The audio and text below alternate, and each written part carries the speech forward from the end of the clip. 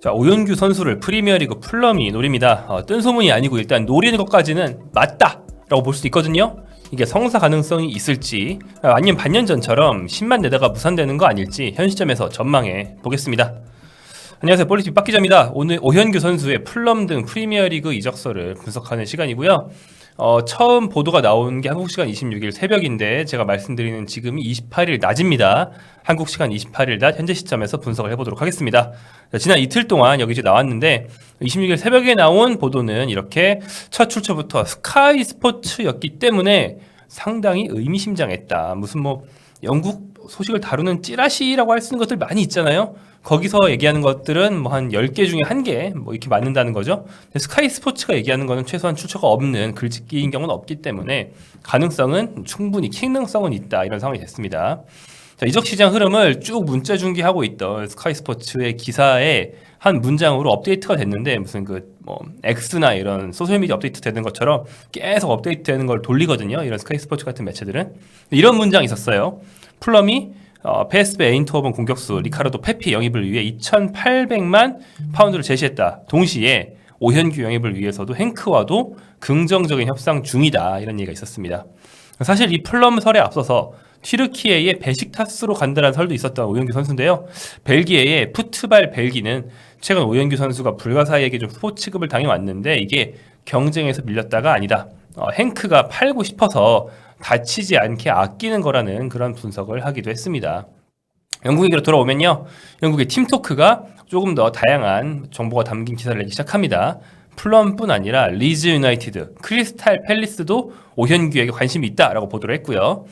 이런 문장들을 보면요, 풀럼이 오현규 영입 경쟁에서 승리하기 위해 적극적이다 라면서 한 발 더 나간 걸, 스카이 스포츠로 나간 걸 볼 수 있죠. 동시에 팰리스와 리즈도 접촉을 했고요. 에이전트는 오현규가 판매 대상이며 프리미어리그에 열려 있다라고 분명히 밝혔다라면서 선수 측의 확인해준 결과 선수도 원하고 행크 구단도 프리미어리그 팀들의 러브콜을 받아들일 것이다라고 확인이 됐다라는 게 팀토크의 기사입니다. 다만 팀토크는 위에 말씀드린 어떤 스카이 스포츠와 달리 신빙성이 막 높진 않기 때문에 갑자기 팀이 3개로 불어났다? 어떻게 받아들여야 될지 좀 생각을 해볼 만한 부분입니다. 자, 스포츠 전문 매체 애슬레틱의 좀 유명 기자죠. 데이비드 온스테인도 오현규를 거론했습니다. 이 페피 영입 시도가 PSV로부터 이미 거절당한 바 있는 풀럼, 여전히 그 선수의 영입 경쟁에서는 가장 앞선 상태다. 다만 페피의 팔이 부러졌기 때문에 협상이 지체됐으며 오현규가 대안이다 라고 얘기했습니다. 영국 타임즈의 기자 피터 루출러, 이분이 풀럼에서는 소위 말하는 1티어라고 할 수 있는 분 중에 하나인데 소셜미디어들을 통해서 개인적으로 말을 했습니다. 풀럼의 페피 영입 전망은 긍정적이다. 그러나 이종 협상이 잘 되진 않고 있다. 그래서 오현규도 고려 중이다. 또한 이건 별개로요, 미드필더 오스카르 보브 영입을 맨시티에 타진하고 있다. 이렇게 얘기한 게 현재 상황입니다. 이상의 상황을 보면 거론된 팀은 프리미어리그 3팀, 그중에 풀럼이 메인, 또 풀럼에서는 오현규보다는 페피를 조금 더 선호한다는 걸 알 수 있습니다. 풀럼의 상황을 보겠습니다. 현재 풀럼은 프리미어리그 7입니다. 상당히 높은 순위다. 그리고 이번 시즌 프리미어리그 진짜 대혼돈인 거 아시죠? 엄청 적은 승점 차로 되게 높은 데부터 낮은 데까지 막 촘촘하게 있잖아요.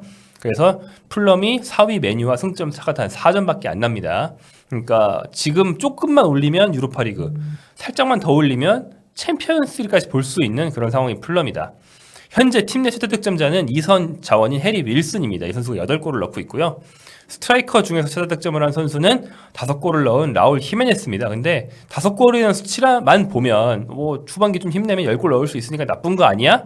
하실 수도 있지만 사실 좀 시원찮아요. 좋은 경기들이 있고 그럴 때마다 어떤 두개골 부상을 이기고 돌아온 드라마 때문에 제가 응원을 하지만 객관적인 경기력 엄청 좋지는 않습니다.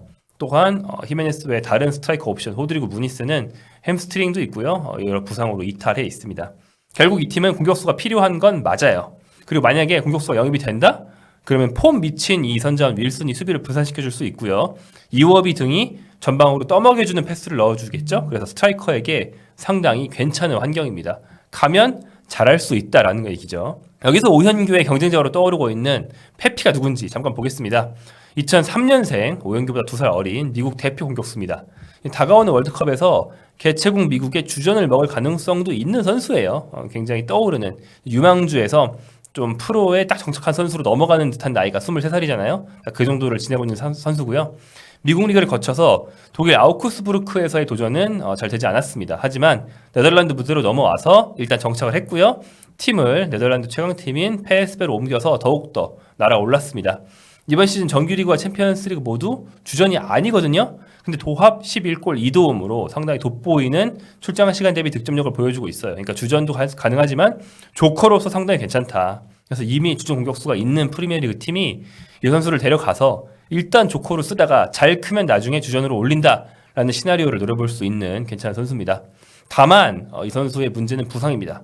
6경기 연속골을 최근에 넣었거든요. 근데 그중 6번째 경기였던 지난 1월 10일 팔이 부러지는 부상을 당했어요. 그러면서 약 2개월 결장이 예고돼 있습니다. 여름이면 몰라도 겨울 이적은 즉시 전력감을 사는 것인데 2개월 아웃은 한 3월에 돌아온다는 얘기잖아요. 시즌 좀 있으면 끝나거든요. 그때부터 훈련 좀 하다가 이 팀에 적응하면 시즌 끝납니다.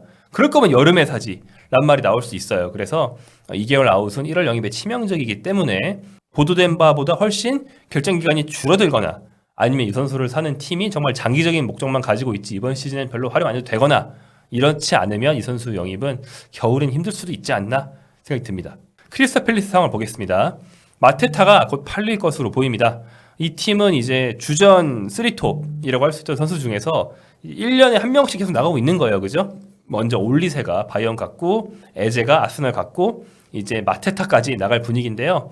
노팅엄 포레스트가 무려 3,500만 파운드, 유로 아니고 파운드, 그래서 우리 돈으로 691억, 거의 700억 원 가까이 되는 돈을 지불할 분위기입니다. 아마 팔릴 것 같거든요. 그렇다면 현재까지 프리미어리그 전 경기 선발 출전했던 마테타의 자리를 반드시 메워야 한다는 얘기가 됩니다. 마테타 대신에 종종 뛰었던 백업 스트라이커 은케티아는 컵 대회는 은케티아가 나오고 했는데요.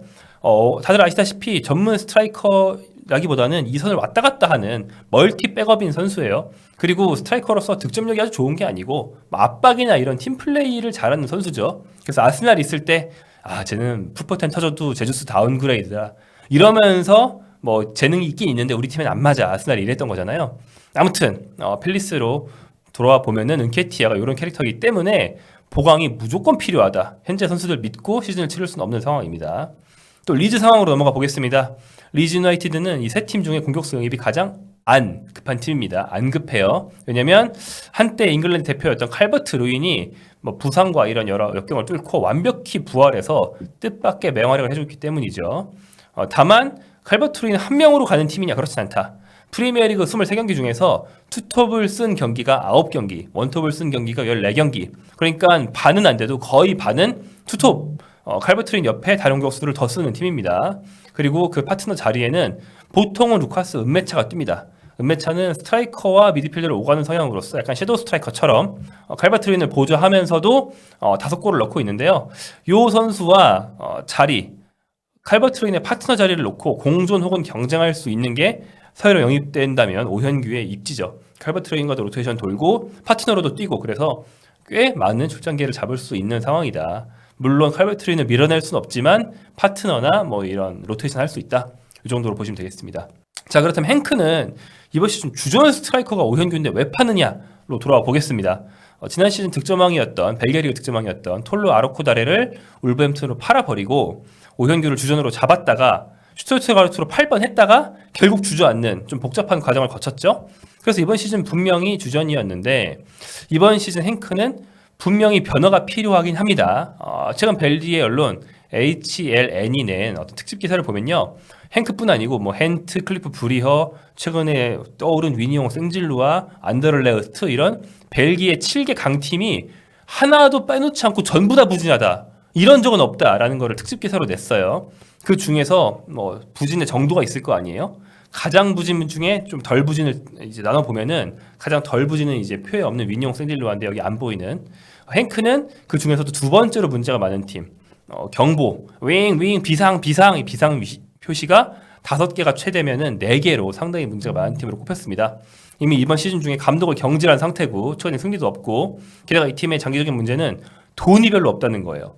그래서 오현규에 대해서 쏠쏠한 이적률을 제시한 팀이 나올 경우 거절할 수 없다. 이런 얘기가 나오는 겁니다. 그래서 다시 한번 얘기하지만 오현규 선수가 최근 경기를 못 뛰고 막 벤치에 앉아있고 후보로 나오고 교체로 나오고 이랬던 게 어쩌면 새로 부임한 감독이 아무리 뭐 새 부대에 담고 싶어도 오현규를 내리고 유망주 공격수를 쓰는 건 좀 이상한데 팔 거라면 납득이 된다는 얘기죠. 그걸 염두에 둔 게 아닌가 생각이 되는 최근 행크 행보다. 오현규가 벨기에 리그를 씹어먹는 정도는 아닙니다. 그런데도 프리미어리그에서 노리는 이유를 생각해 본다면요. 오현규 선수가 일단 행크 주전으로서 리그 6골, 유로파 리그는 예선 포함 4골 넣어서 총 10골.